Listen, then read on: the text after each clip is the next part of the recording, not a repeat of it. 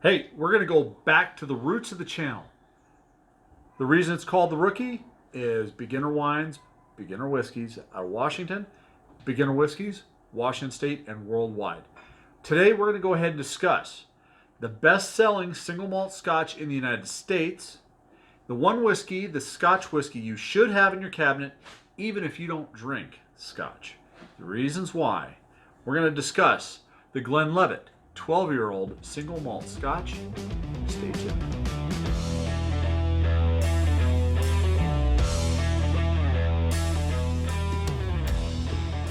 Okay, you are tuned in to the Rookie Wine and Whiskey Enthusiast channel. My name is Scott. YouTube's only whiskey and wine channel that really focuses on Washington State stuff, except not exclusively. And today's a perfect example of that. Today we're going to go ahead and discuss the Glenlivet 12-year-old single malt scotch. Now, in my intro, I did say that it was the best-selling single malt scotch in the United States.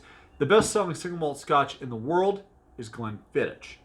Now, the reasons why you should have this, okay, and I'm going to get into that here in a little bit, but we're going to go ahead and review it first. Now, Glenlivet is a Speyside scotch that is aged 12 years in American bourbon, ex-bourbon casks, okay? It is at 40% ABV. It is most likely non-chill filtered. It is most likely color added. Glenlivet is one of those names that's one of the most recognizable names in scotch and in whiskey in general. And if you're talking single malt scotches and even blends, the names you're going to see most often are Glenfiddich, Glenlivet, Macallan, and Johnny Walker. Okay? So, that being said, let's go ahead and review this. And then we're going to go ahead, I'm going to tell you exactly why you should have this as a rookie in your cabinet. So, the color on this, now you guys have seen, this is an odd looking glass, right? This is called a Canadian Glencairn. It's from Willet Distillery to a special tasting I went to. I sometimes like to change it up, and I do like these glasses. They feel good in the hand. But today the color on this, I would say it's a dull brass color to it. Put it up to the light. Yeah, I'd say dull brass. The legs on it, they are small, narrow, and running down the sides of the glass relatively quickly. Okay, let's go ahead and get to the nose on this.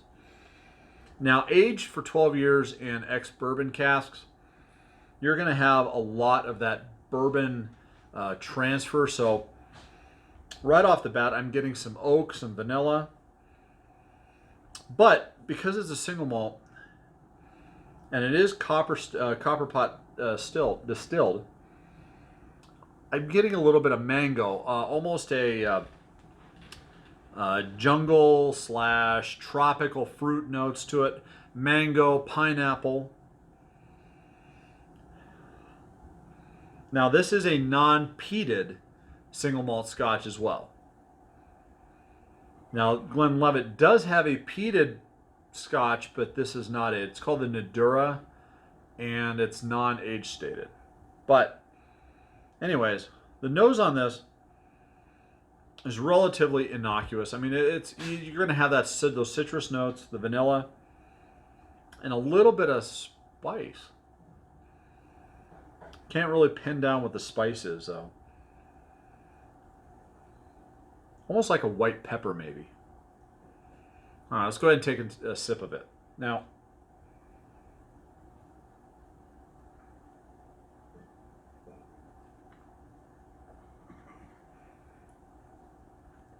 just like with all whiskeys, I like to have it sit on the palate, on my tongue, swishing around my mouth a little bit.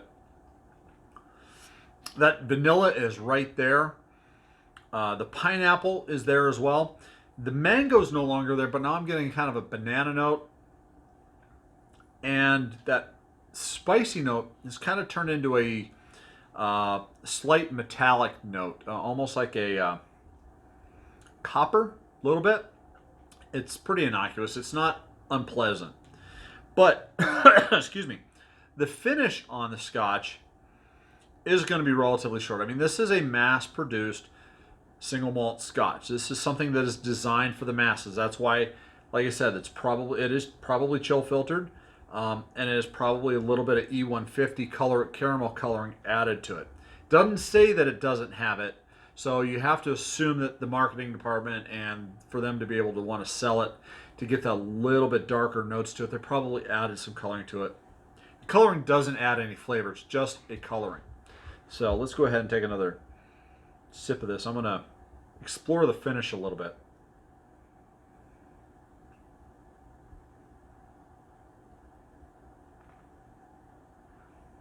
Yeah, this is not a very complicated single malt scotch. Those flavors are still there. They do fall off relatively short, but quickly, but they don't fade into obscurity. I mean, the flavors are still there. They just kind of go like this. All right. Now, is this my daily drinker? No. I've got other scotches that I prefer, but the reason I have this in my cabinet, and well, let me go ahead and give a score first. Okay. I will always have a bottle of Glenlivet in my cabinet, and I'm going to give this a score of about an 82 out of 100. The reason, even though I don't normally drink it, and the reason I'm going to have it in my cabinet is I've got friends and I know people that if they want to try a scotch, okay, I'm not going to have them try something heavily peated like a Port Charlotte or an Ardbeg, or even a Speyside like Cragganmore 12-year, which is peated, but it's on the peated the peat comes out on the finish, because something like that could scare somebody away from a new scotch. This has got those sweet notes. It's got those fruit notes. So if I'm having a party and I've got several bottles out, the Glenlivet is going to be one of those bottles that I'm going to have out that I'm not going to worry about somebody going ahead and putting an ice cube in, or mixing a little bit of seltzer water in, or even a little bit of soda. Okay. This is a gateway scotch. Now, was it the gateway scotch for me? No, that was Oban 14-year-old. But this one here, there are, like I said, I've got friends where they want to drink scotch. This is what I'm going to have. And this is, as a rookie, if you're new into whiskeys, even if you're not new into whiskeys, go ahead and buy a bottle of this. Open it up, take a pour, take a sip, explore with it a little bit, and put it back in the back of your cabinet. That way you've got it on hand and you can have it for that moment that you need when you need to break out a bottle of scotch that's not a bottle of 18-year-old Macallan, that's not a Glenfarclas 105, or any number of other more expensive, more interesting, more exciting types of scotches. So anyways, that's the reasons right there why you need this in your cabinet, if for any other reason, to give people options when they come over and they want to explore single malt scotch. Anyways, thank you very much. This is Scott with the Rookie Wine and Whiskey Enthusiast. If you liked this video, please go ahead and hit the thumbs up. And if you like more of this type of comment, please go ahead and subscribe. When you do subscribe, the little bell button is going to pop right up there, and then go ahead and hit the bell icon next to the subscribe button. That way, when I upload more videos like this, you're going to go ahead and get notified. The other thing is go ahead and comment down below. Do you agree with me or disagree with me on the Glenlivet 12-year-old single malt scotch? Is this something you have in your cabinet?